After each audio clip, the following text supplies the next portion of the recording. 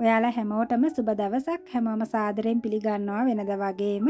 අද මම අරගෙන ආවේ ගොඩක්ම රසට හදාගන්න බිත්තර කරි එකක්. මේ 3-5 එක මේ විදිහට හදාගෙන බිත්තර කරි එකට දාලා රසම රස බිත්තර කරි එකක් හදාගන්න පුළුවන්. ඕනම බත් වර්ගයක් ඉන්දියාප්ප පාන් රොටි කන්න ගොඩක්ම හොඳයි. channel එක subscribe කරන්න, වීඩියෝ එකට like කරන්න, අවශ්‍ය කරන දේවල් ටික වීඩියෝ එකේ සඳහන් කරලා තියෙනවා. ඒ පිළිලින්ම අරගන්න. මම මෙතන අරගෙන තියෙනවා තඹගත්තු බිත්තර 6ක්.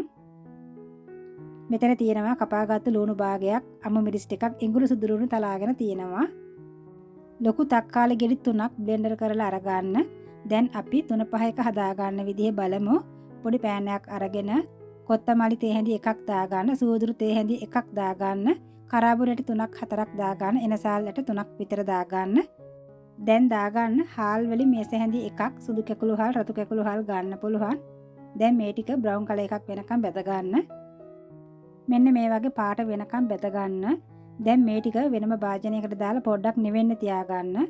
නිවුනට පසු බ්ලෙන්ඩර් කරලා ගන්න පුළුවන්. මිරිස් ගලේ අඹරලා ගන්නත් පුළුවන්. වං ගෙඩියක් තියෙනවා වං ගෙඩිය කොටලා ගන්නත් පුළුවන්.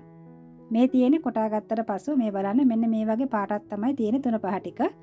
දැන් බිත්තර කරි එක හදා ගන්න භාජනයේ ලිපේ තියලා තෙල් මේස හැටි 3ක් දාගන්න. අබ ස්වල්පයක් දාගන්න. ඒ ටික පුපුරවාගත් පසු කපාගත්තු ලුණු ටික දාගන්න. තලාගත්තු ඉඟුරු සුදු ලුණු දාගන්න. පොඩි කුරුදු කෑල්ලක් දාගන්න. අමු මිරිස් ටික දැම්මම දාගන්නේ නැහැ, තෙල් එක්ක බැදෙනකොට මිරිස් කාරම එන නිසා. දැන් මේ ටික පොඩ්ඩක් ටෙම්පරාදු වෙන්න තියාගන්න. කරපිංච ගෙදර තිබුණේ නැහැ. ඒ නිසා මම ඒකට මිංචි කොළ ටිකක් එකතු කරගත්තා කරපිංච වෙනුවට. ඉතින් මිංචි කොළත් ගොඩාක්ම රසයි සුවඳයි බිත්තර කරි එකට දාගත්තම. දැන් ඔයාගේ සැර අනුව මේ දේවල් දාගන්න පුළුවන්. මිරිස් කුඩු තේ හැඳි එකමාරක්, කහ කුඩු පොඩ්ඩක්, අමු 3-5 තේ හැඳි එකක්. දැන් දාගන්න කපාගත්තු මිරිස් කරල් ටික. පොඩ්ඩක් මේ ටික බෙදෙන්න තියාගන්න. මිරිස් කුඩු අඩුවෙන් දාගත්තේ. ඒ නිසා මම මේකට පප්‍රිකා පවුඩර් ටිකක් දාගන්නවා. පප්‍රිකා පවුඩර් හදලා තියෙන්නේ බෙල් පෙපර් සහ ස්වීට් පෙපර්ස් වලින්. සැර නැහැ. වැඩිපුරම පාවිච්චි කරන්නේ කරි වර්ග රතු පැහැයක් ගන්න සහ සුප් වර්ග රතු පැහැයක් ගන්න තමයි මේ පප්‍රිකා පවුඩර් එකතු කරගන්නේ. දැන් දාගන්න බ්ලෙන්ඩර් කරගත්තු තක්කාලි ටික හොඳින් කලවම් කරගන්න. දැන් මේ ටික හොඳින් කලවම් කරගත්තට පසු ඔයා බ්ලෙන්ඩර් කරගත්තු 3-5 එක දාගන්න. මේ 3-5 එක ගොඩාක්ම රසයි සුවඳයි. හාල් දාලා තියෙන නිසා කරි එකේ ග්‍රේවි එක thickness එකෙන් හදා ගන්නත් පුළුවන්. ඒ නිසා ඔයත් අනිවාර්යයෙන්ම try කරලා බලන්න මේ ක්‍රමයට. දැන් ලුණු රස බලලා විනාඩි 2ක් පමණ අඩු ගින්දරේ උයා ගන්න. තක්කාලි ටික හොඳට තැම්බෙන්න ඕන නිසා මේ විනාඩි 2කින් පසු වතුර ගතිය හිඳිලා තෙල් පෑදිලා තියෙනවා. දැන් දාගන්න මිටිකිරි කෝප්ප භාගයට පොඩ්ඩක් වැඩිපුර වෙන්න දාගන්න. මෙතන තියෙන්නේ අඩු කෝප්ප එකට ටිකක් අඩුවෙන් මිටිකිරි අරගෙන ඔයාට ග්‍රේවි එක තව අවශ්‍ය නම් තව කෝප භාගයක් පමණ දාගන්න පුළුවන් මිටිකිරි වලින්. හාල් දාලා 3-5 එක හදාගත්තු නිසා කරි එකේ ග්‍රේවි එක උකුවට හදාගන්න පුළුවන්. දැන් හොඳින් කලවම් කරගන්න. ලුණු රස බලා ගන්න.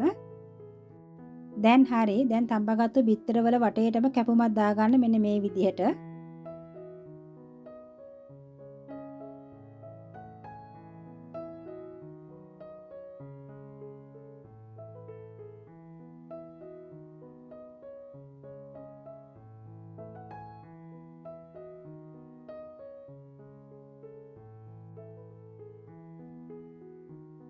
දැන් හරි. ලිපේ ගින්දර අඩුවෙන්ම තියාගන්න.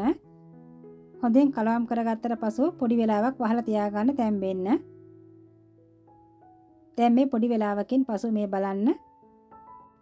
දැන් ලිප ඕෆ් කරගන්න. ඔයාට පේනවා ඇති මේකේ තෙල් පෑදිලා හරිම රස පාටට තියෙනවා බිත්තර කරි එක. හරිම සුවඳයි මේ වෙලාවේදී.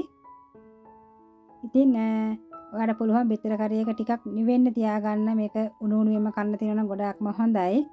මේ තියෙන ටිකක් නිවුනට පසු පාටින් ටිකක් වෙනස් වෙලා තියෙනවා මේ බලන්න. ඇත්තරම ඕනම බත් එකකට ගැලපෙනවා. පාන්, රොටි, පරාට ඒ වගේම ඉදියාප්ප කන්නත් ගොඩාක්ම හොඳයි මේ බිත්තර කරි එක මේ විදිහට හදාගෙන. ඉතින් ඔයාටත් පුළුවන් මේ වගේ රසම රස බිත්තර කරි එකක් හදාගන්න. ඒ වගේම ඔයාගේ ගෙදරට එන අමුත්තන්ට මේ වගේ රස බිත්තර කරි එකක් හදලා ලන්ච් ටයිම් එකට ඒ වගේම ඩිනර් ටයිම් එකටත් ගොඩක්ම ගැලපෙනවා.